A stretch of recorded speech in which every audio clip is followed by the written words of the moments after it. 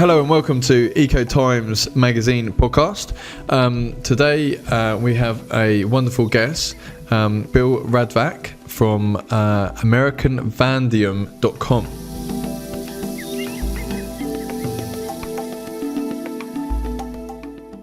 Bill is an energy storage expert. I'm your host, Alex Strong. And Bill, are you there? I am, Alex. Great stuff. So, Bill, if you could just introduce yourself and a bit of your background in terms of what the company does and stuff, that'd be excellent. Sure. Alex, first off, thanks so much for having me on. We are in probably the most fascinating sector of the clean tech marketplace right now, which is energy storage. And it's really unique in that everybody now is talking about it as the holy grail. And it's really about enabling you to manage the energy generation. But that's, to me, it's a bit of a farce. Energy storage, people have been working on it for many years. Even these Vanadium Flow Batteries were first really conceived of by NASA about 30 years ago. But everybody forgot about it, pretty much, energy storage as a key component of how we deal with our energy situation until a year or two ago. And all of a sudden it popped into everybody's head that everybody's focused on generating more energy in different ways.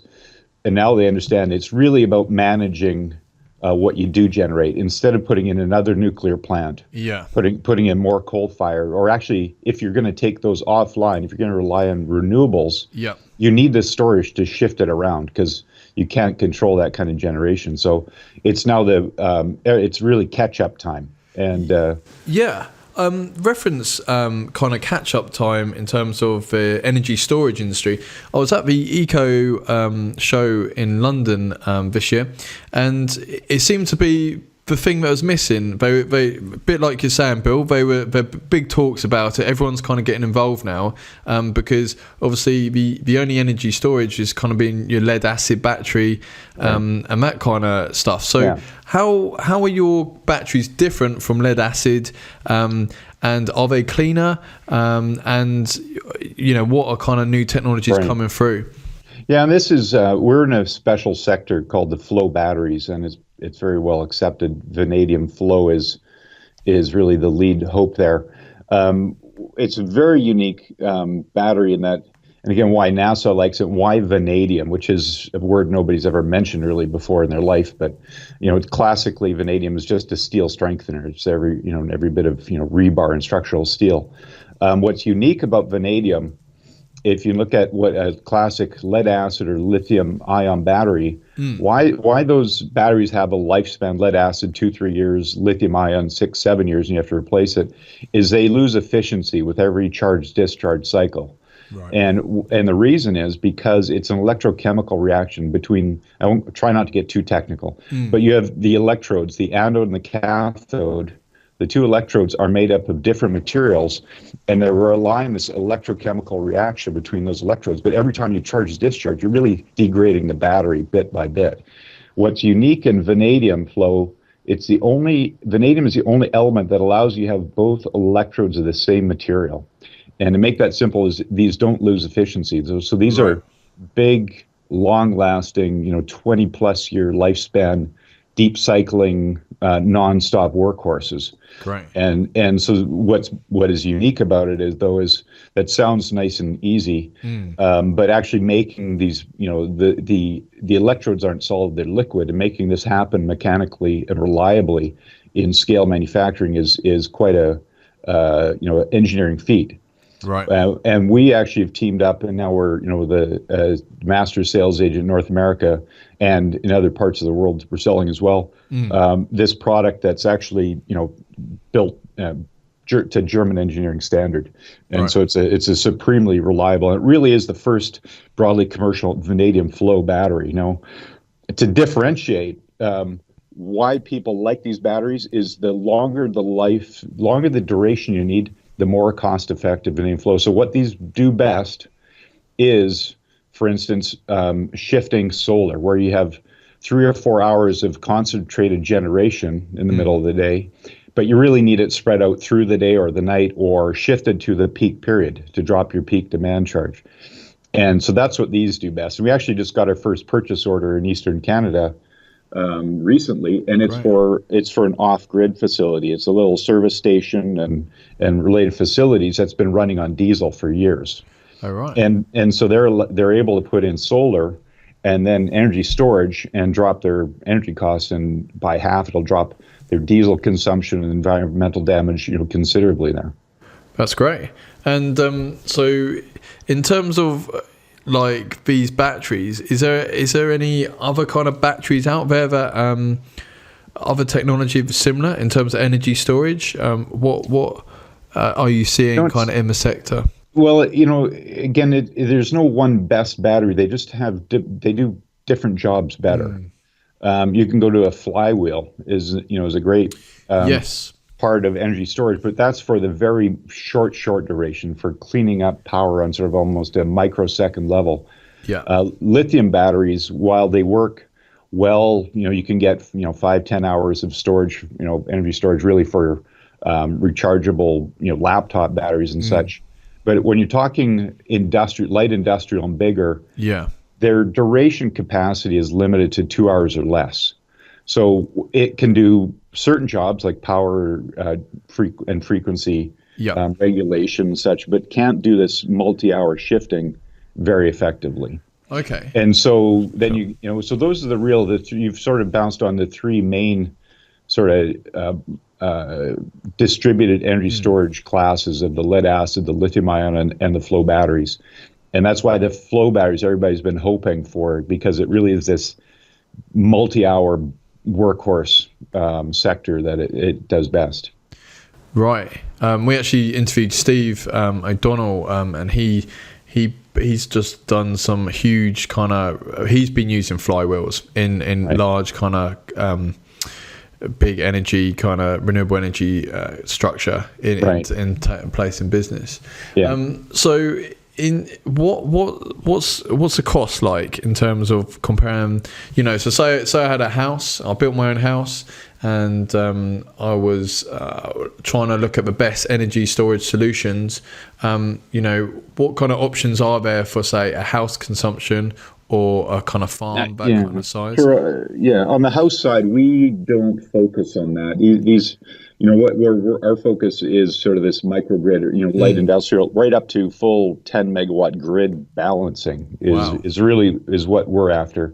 There is a model that our partner Gildemeister is looking at designing a year or two to step it down. But the smallest they offer is a 10 kilowatt, which is really more than you need for several houses. Oh, really? But a house use is important, and that side, lead acid is still the standard. It's cheap and easy, and relatively safe. People know how to deal with it.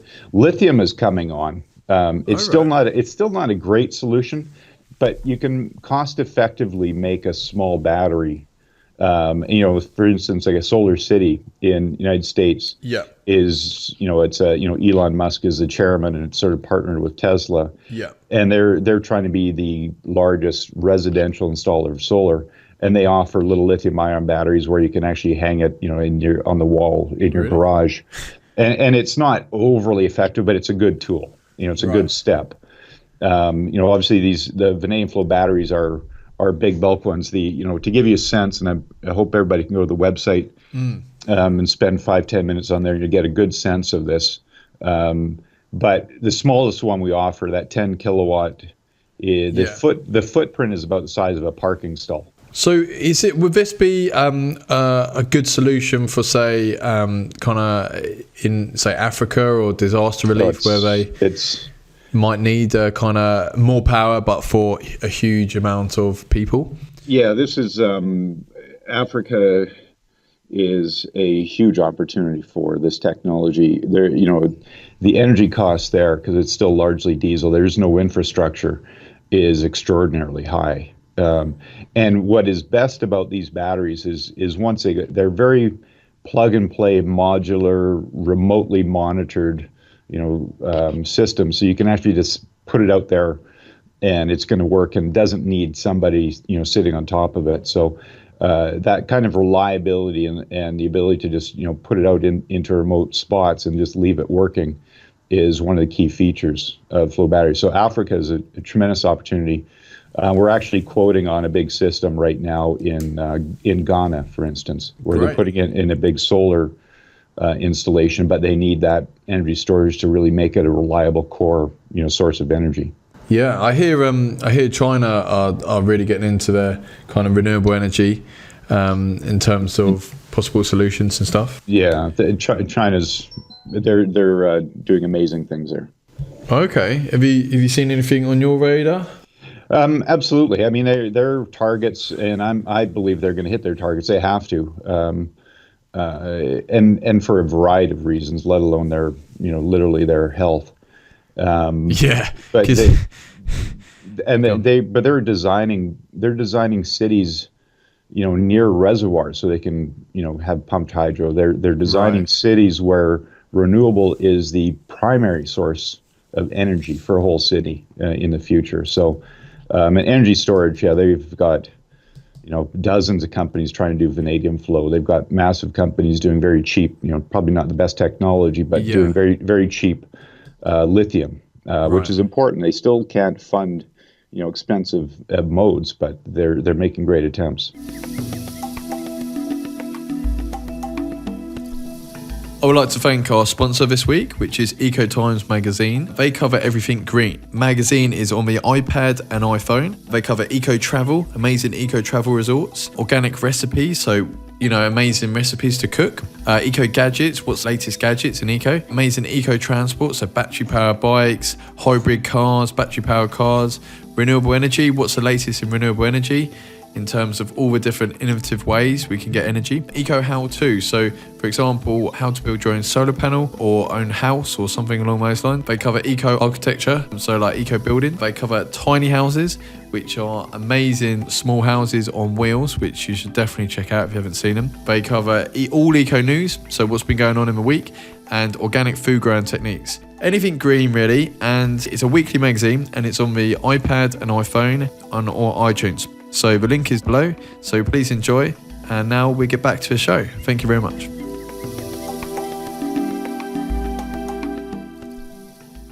So is for kind of national kind of country size scale and large scale energy storage, is this what's it called, these batteries the way forward? Is this in particular that is the best solution, is it?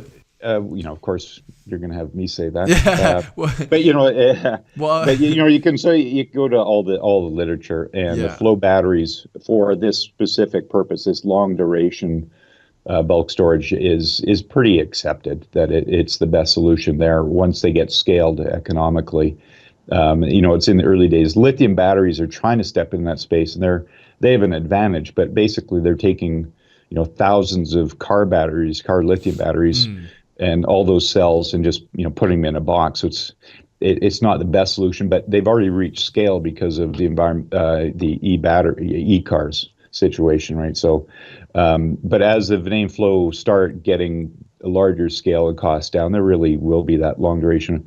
To give you an example, just very recently came out an RFP in New York City. Consolidated Edison, Con Ed, the oldest utility in the world, the home of Edison. They have a substation in Brooklyn that they're looking at a $1 billion upgrade because of the huge influx of people, and you got a very old grid. And instead of the natural world the utilities have always been doing is putting in another new substation, more infrastructure, more lines. They're looking at different ways of delivering what they have. And so they actually put together a full proposal. Instead of waiting 5-6 years and spending $1 billion, they're looking at spending $500 million in the next few years ahead of time to just really deliver the energy smarter instead of just creating new generation. And a big component of that is energy storage. And then Con Ed just came out with its first sort of RFP looking for energy storage solutions. It's a 1 and 2 megawatt, 12-hour grid balancing solution that's coming out.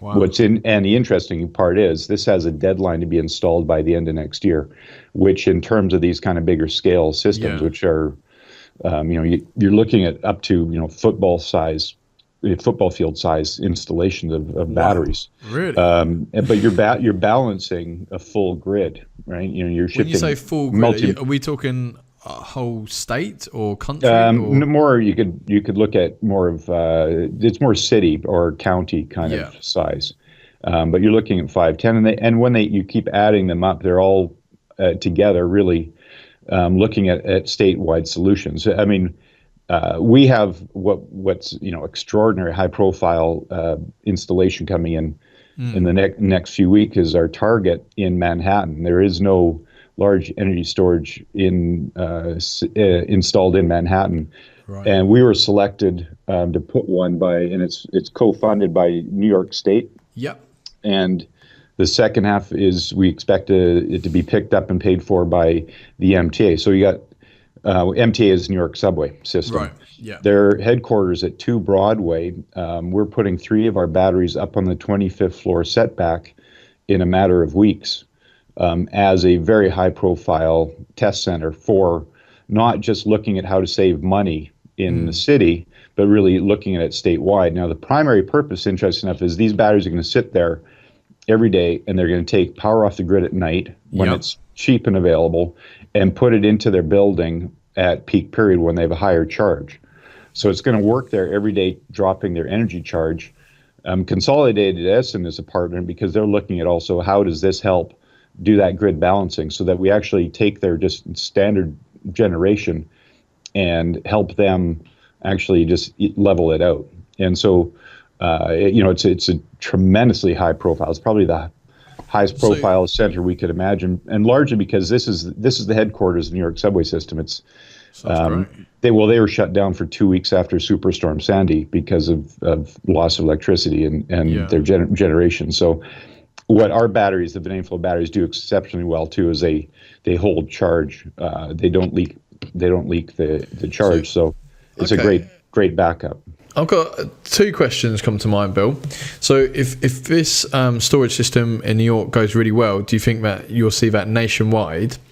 And then the other question is, what do you think of Germany and their renewable energy and storage? Because I know they're really like knocking it out of the park in terms of what they're doing over there. So, yeah, first off, this is a tremendous demonstration. We also have a system at U.S. Department of Energy's National Renewable Energy Lab that's just starting its testing as well. Cool. And what's unique is, there's 65 of these systems already installed globally, none of them in North America, and that's where we're starting to break in. So this has the opportunity to be the dominant long-duration energy storage solution in America, and that's our goal. Regarding Germany, it's interesting enough, and I'm in Germany right now, getting to deal with it. When this topic came up, it's America, because of the older grid, and it's a very fractured grid situation, is by far a much bigger opportunity on that level. Germany actually has a fairly good grid system where energy storage doesn't have such a strong business case at this time, which is interesting. Really? They have a tremendous amount of solar, hydro, wind. Yeah. But they've got a pretty good balance on their grid. It's a much tighter regulated system, whereas you're looking at the United States, which is a very deregulated, very fractured system. It's so, because I heard a story that Germany, they produced so much power at one point, they had to turn the wind turbines off. Right. And that's excellent, but it seems like they're missing the key element that you're bringing to the table. I know America looks like the bigger opportunity, obviously, for growing this mass adoption. But is that the case with Germany, that they haven't got that storage in place at the moment? It's not. Well, these batteries aren't probably the best on the wind side. They're perfect for solar because you're looking at shifting several hours. The problem with wind is the energy storage capability has to be massive because of, if you really want to make it as a core reliable component as opposed to just an add-on, you need a tremendous, because sometimes the wind isn't going to blow for a day or two. So it's just such a phenomenally large expense, it generally doesn't make economic sense as a storage component on the wind. It's so unreliable. Right. Oh, that's amazing. And that's why, we're looking at tremendous attraction in California, which is facing a major issue, is they have so much solar being built with such high efficiency. The problem is that they're actually, it's all coming onto the grid at 2:00. Right. And that does not help the utilities issue, which is they have to have 100% reliability of delivery of energy at the peak periods in the late August when everybody has their air conditioning on. And so that sun, even on that day, can't help at 5 p.m. So you still have to keep your nuclear plant online. You still have to keep all the classic generation, regardless of how much solar you put in, unless you bring storage into it. So that's where California is leading. We think the world. It was the first out there with the Utility Commission requiring their 3 biggest utilities to put in 1.3 gigawatts of storage by the end of this decade, which is a ridiculous amount. When you conceive it from a standing start, it's hard for me to imagine there's enough technology that can get scaled in that time period to service it, but that's their goal.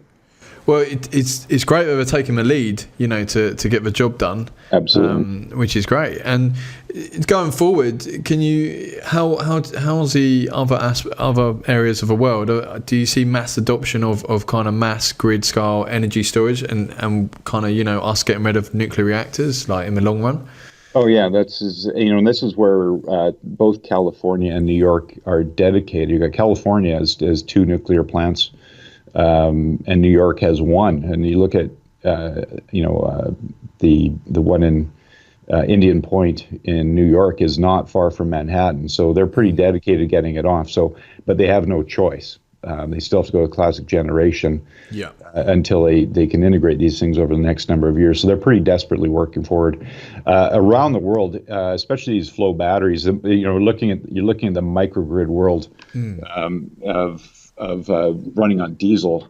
Right. I forget the number of sites in Indonesia was something like 100,000 diesel generators working 24 hours a day. Really? And so just this, you have full villages running on diesel. There is no infrastructure, so many islands. Yeah. And so the opportunity is phenomenal there. You still have to we have to really get to business, dedicate ourselves, scale up so that we can bring the cost down so it actually makes an economic sense of that investment, really can be a strong driver to overcome the diesel situation. Is that going to be tricky in terms of where do the larger costs lie in terms of making these great batteries? It's pretty straightforward. Yeah. It's just scale. Okay. It is by far the biggest thing, but we're just starting to sell. So the opportunities to scale are clear that we can drop costs 30, 40, 50% over time. And that's not far off, because what's interesting is the amount of attention and interest. The Energy Storage North America conference was held in the last couple of weeks. Right. The size of it doubled. The conference, and you go to the big solar conferences. They all have energy storage sectors now that are probably the most exciting, busy parts of the whole conference. It's all about the energy storage side. So the investment is coming. The investors are coming here. And so the growth will match and the scale will happen. It just makes sense. And the thing, I'm surprised, to be honest, why it's not been a no-brainer from, you buy your solar panel or, you get your mass installation or on grid style solar panel, and you don't have that storage in place at the moment. So in terms of opportunity or, your other partner companies, do you think there will, because, a lot of our readers, they like to be able to build their own home, or they have their own home and they want to provide their own power, in terms of solar and wind. So do you think there'll be a kind of smaller version of these amazing batteries built in the future? Because I can imagine, the big consumer market of a normal man, I think, would be quite big as well. Yeah, and unfortunately, you got me coming out of 2 days of planning, and And we have an opportunity here to have a prototype for a smaller system, which is more the home size. And in that, we'll have a prototype probably done in the next year. Great. Again, our job here is to satisfy these massive needs where the clear case, because it's a different case where people aren't saving. People at home, they're looking at their costs. How many cents per kilowatt hour am I saving? And, where's my return? Whereas what we're looking at, especially across the United States, because the grid issue is they're looking at, in New York, okay, we have to spend $10 billion or $20 billion on infrastructure because of our grid falling apart. So instead, we're just going to invest billions in energy storage. So it's a much different macro economic argument that we're racing for there as well. Yeah. The small ones are very fascinating because all these microwave stations running around the world are run largely on diesel. What do you mean by microwave station? A radio station? Or? Yeah, absolutely. Our communication system is all run on these little microwave stations throughout the world. Right. So it's really telecom microwave stations. Yeah. And there's hundreds of thousands around the world, and a lot of them run on diesel that actually power up a lead acid battery, right, and or solar. But these are very highly unreliable, high maintenance, and so for us, there's a tremendous opportunity. If you can imagine having a small solar and a small vanadium flow battery in remote parts of Africa, South America, and you just leave it there and you check it once a year. And there is no diesel cost anymore. There's no maintenance cost, and so there's a tremendous. That's our key driver for these smaller systems. Actually, telecom is a very attractive opportunity. That sounds amazing. And those small systems will probably be the same kind of size systems that a home dweller would be able to utilize. Right, and they're likely more on this. You're still talking tens of thousands of dollars for these systems. So. It's still the time, still way off, being, but it's something to be aware of. Obviously those with the remote homes, it's all about how much pain people have. Yeah. And it's the same with solar. The early adopters in solar had higher pain thresholds or issues, and but then once scale happened, the cost of solar is a fraction of what it was. A tiny fraction of what it was 20 years ago, and that's gonna happen. And same with storage. So to kind of wrap up, Bill, has there what exciting kind of renewable energy technology, whether it's storage or some amazing solar panels, or because I did see an amazing article on this new kind of solar panel that kind of centralizes the power into a bit of a magnifier and stores a lot more solar energy, which looked amazing. But I'm just wondering, obviously, because you work in the industry day in, day out, is there anything on your radar that you're quite impressed with? Well, on the solar, I'm not sure about the concentrated solar myself. I think because of the flat out panels now, those concentrated ones looked good a few years ago when your average panel was still pretty expensive and the efficiency low, but the efficiency of just a standard panel has jumped and the cost has dropped. What I've seen on that side is actually some thin film solar that is a bit of a game changer if that can happen. Right. Yeah. So you're looking at a total different delivery there. On the energy storage, I don't see anything in the next 5 years that could be a real game changer. Largely because the investment only really started in these new technologies in the last year or two. Obviously, if supercapacitors ever make it, that's something, but that's many years down the road. So. Right now on the energy storage side, it's really maximizing the efficiency and dropping the cost of what's really in front of us. And that's a big task already. That's amazing. So, Bill, anyone on that might be interested in terms of, say, they've got an island or they're in government and they're looking at a larger structure for energy storage, where's the best place to find and get in touch with yourself? Well, go straight to our website, and it's www.americanvanadium.com, vanadium.com, and we've got a product page, and email us and take a look at our products. That's great. And well, thank you very much, Bill. I'm sure we'll have you back on the show, and definitely stay in touch when you've got new technology coming out. And yeah, thank you again for being on the show. Thanks, Alex. It was a great pleasure. Thank you very much for enjoying our ECOTIMES magazine podcast. We'd like to tell you all the platforms we're on. So we're on SoundCloud, we're on Stitcher, which is for Android. If you've got Android phone, you can download a Stitcher, which is a podcast app, and get the ECOTIMES podcast on there. We're on iTunes, so you can get it on your iPhone and iPad and all your Apple devices. And we're on TuneIn as well. And we're on YouTube. So please subscribe to whichever platform works best for you. And thank you very much for listening. We want to say a big thank you very much to ECOTIMES magazine for sponsoring the podcast. They are a weekly magazine, cover everything green. So if you're interested in growing your own food, renewable energy, amazing eco resorts, eco gadgets, basically anything green, how to build your own home, tiny houses, eco transport, organic food, anything green really. Big thank you to them. And please check them out. The links be below, and it's on the Apple newsstand, so you'll be able to get it on your iPad and iPhone. Thank you and have a great day.